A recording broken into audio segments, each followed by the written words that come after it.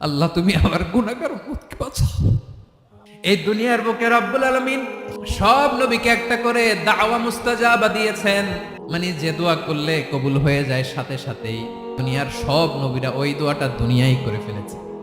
বিশ্বনবী বলবেন, আল্লাহ ওই স্পেশাল দোয়াটা দুনিয়াতে করি নাই, আজকে আমি তোমার দরবারে দাঁড়িয়ে কিয়ামতের দিন ওই দোয়াটা করছি। আল্লাহ আমার যে উম্মতের হৃদয়ে যাররা পরিমাণ ঈমান আছে, আমার একটা উম্মতকেও তুমি জাহান্নামে ঢুকাতে পারবা না।